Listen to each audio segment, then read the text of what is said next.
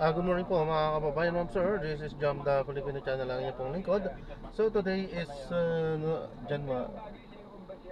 December 8, 2025. At tayo ngayon ay papunta dito. Andito na tayo sa may Future Point Plaza 2 sa may Mother Ignacia Avenue sa Triangle Diliman, Quezon City. At dadalhin po natin yan sa may Capitol Medical Center sa may Quezon Avenue, corner ng Scout Magbanwa, Paligsahan, Diliman, Quezon City po yan.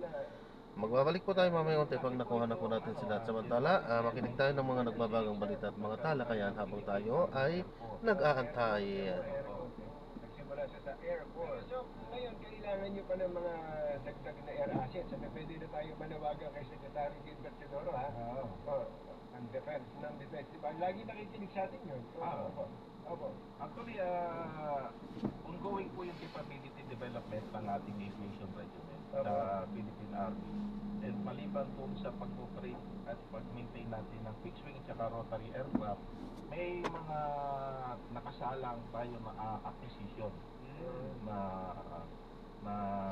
as additional asset ng ating regiment. So katulad May parating pa pala. Meron po. Katulad po nung binanggit ko kanina, yung sa civilian na tawag air ambulance. Sa amin sa Army, ang tawag namin is air medical evacuation helicopter. May ilan po kayong ganun ngayon? Ilang units ang meron kayong ganun? Sa ngayon po, ang ginagamit namin yung existing ng BO-105. Isa lang yan? May dalawa po kami ginagamit. Actually, nagamit lang po natin ito. Ito po yung helicopter kasi na merong markings na Red Cross. So ito yung dinideploy natin. Pagka ganyan, hindi binabaril ng kalaban. Dapat po kasi may protective markings ito. Ang trabaho dito is kumuha ng mga casualty, ng mga wounded. Hindi ito nag-i-engage sa combat. Ang totoo, kahit kalaban o enemies of the state, pwede natin sila isakay doon. Pwede isakay doon. Tama po yun. Sana alam ng mga nasa lahat. At ang kainaman dito, hindi lamang sa panahon ng gera o sa panahon na may sugatan lang ng mga military ang isinasakay dyan, kundi pati pwedeng mga civilian. At kahit na hindi sa panahon ng bakbakan. Tama po. Lalo na kung may calamity, kailangan po yung mga ganong klase ng aircraft. Ito yung mga aircraft na dapat pwede natin i-deploy para during disaster response. Kahit 10 meron kayo. Oo. Dapat to, pero inuunti-unti lang po natin kasi medyo may kamahalan. Hindi naman kami maglabi 10 agad. Para pag tumawad sila, hindi man lang. Para magamit, sino ang kumokontak sa inyo at saan kayo kukontakin? Halimbawa, may calamity sa isang lugar, kailangan ng air asset to evacuate o magdala ng mga pasyente. Tumatawag ho kahit mga civilian organization sa inyo? Actually, kahit hindi pa tumatawag yung civilian, naka-ready na yung Philippine Army. Bago dumating yung bagyo, binibigyan na kami ng alert na mag-standby for possible deployment for humanitarian assistance and disaster response. So, nakaabang na kami. So, pag medyo humupa na yung bagyo, that's the time na, sige, pwede na kayo lumipad. Tingnan nyo kung saan yung mga damage na area, yan, pwede nyo nang puntahan. Galing, ano? Okay, Colonel, sa inyo po pagkakataon, kausapin ninyo mga kababayan natin. Sa ating mga kababayan, malugod po namin kayong inaanyayahan na mag-join sa Philippine Army, no? Katulad po na banggit ko kanina, marami Parang hindi sila darating. Lagi na lang sinasabing darating. Nagme-message pero wala pa rin ngayon. So yung mga ganyan, wala na yan. Yung inaano nila, dyan na. Pero talagang inaano nila yung oras nila eh. Kaya dapat talaga mas babaan pa tong grace period eh. Kasi siyempre nag-aaksya tayo ng gasolina. Especially ng armed forces personnel. Tama po. Ganda eh, entry level, at ang mga benepisyo. Unlike before, ano? Kapag marunong na magpalipad, nakapag-aral na sa flying school, anong rango ka agad nun pagpasok? Initially po, second lieutenant. Second lieutenant. And maliban doon, papunta rin, dinidevelop din natin yung capability sa pag-operate ng mga drone. Yan yung bago po sa atin. Kayo po ba'y PMAN? Hindi po. Ako po ay graduate ng PNP Officer Candidate School. Ibig sabihin po, bago ka pumasok sa Army, dapat college graduate ka na. College graduate. Actually, piloto ko na kasi ako sa civilian bago ako nag-join ng Army.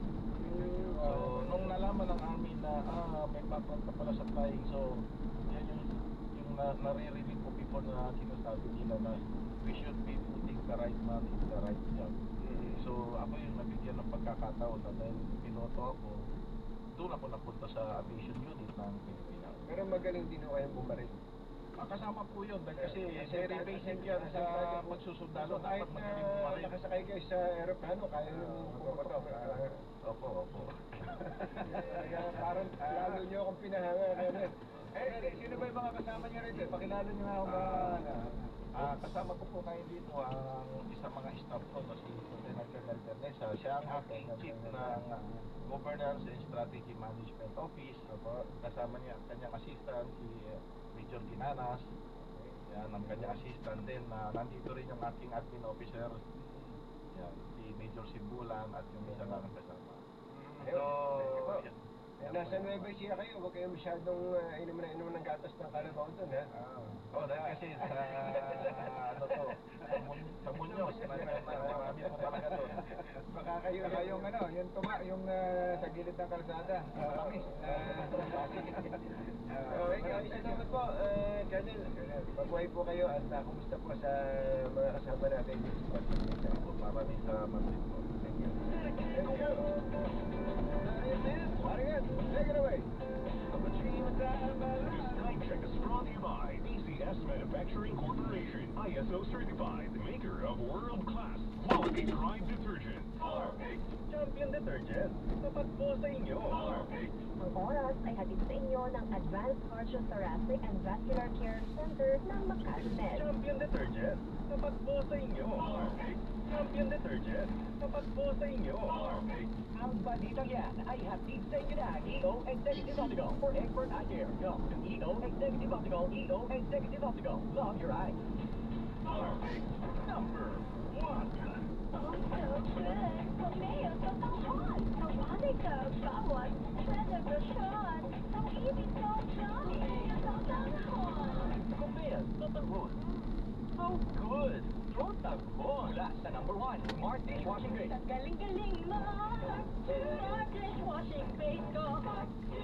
Pritong ulam na masemo. Tatawag kainero. Galing for everything. Ganyan pag smart ang dishwashing base. May double tanggaling formula. Tanggal galing ang sebo at bacteria. Kahit para walang mahiginis pa sa ating kamedo. Plastic cover matutas. Sa galing-galing mo. Smart dishwashing base. Heavy duty linis, bawat pahid.